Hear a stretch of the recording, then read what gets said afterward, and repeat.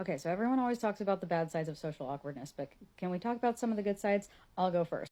Now, of course, adding the asterisk that I'm just like speaking of my own experience. We're a spectrum. We're all completely different people. Please don't take any of these as blanket statements. But for my first point, I would like to bring up that we can be really, really good at out awkwarding people. For years, I'm going to give you an example that is a little bit terrible, but you'll get what I mean real quickly. For years, I worked in different hospitals, and a lot of them had emergency rooms.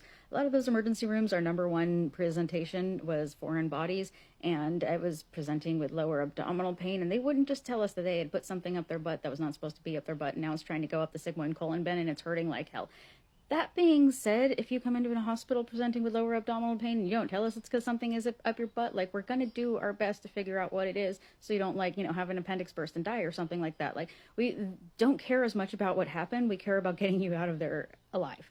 That's the big thing. And so they would usually order an ultrasound with me immediately because they knew that I could super out awkward them, and I would end up getting out not only what it was, but make them a little bit more cooperative with the staff because they felt a lot more comfortable afterwards. So it was almost like kind of a pity thing. You know how like in psychology they have you like show a weakness? Like, I would be so much more awkward than like they were sitting there with a foreign body like trying to make its way further up their butt, that they were like, okay, fine, okay.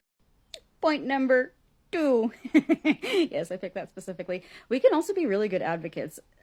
We are used to, and like used to being definitely on a spectrum in this context, but a lot of us are used to being on the wrong end of people's comfort zones. And a lot of us have a very strong sense of justice. I say a lot of us because there's people like the actual Dr. Asperger who like, not so much with the sense of justice, but we can be very, very cause driven. I guess he would still fit into that category of cause driven, but like, not so much with the justice. Anyway, getting back on track.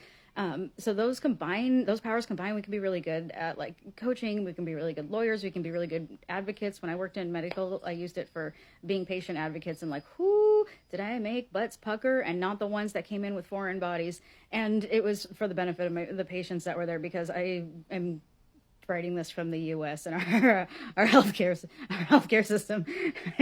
I can't even get through that like horrible moniker without laughing. So yeah, they needed advocates.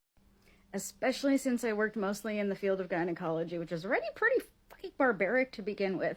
And I'm kind of impressed with my foundation. It's the end of a day. It's been on for a while, and I'm not using a filter. And I'm like, hey, I look almost filter good. This makes me happy. Anyway, I had another point, but I'm running out of time. So let me know if you want me to make a series of this, or you want to hear my other points. If you're just like, okay, I get it, you can stop now.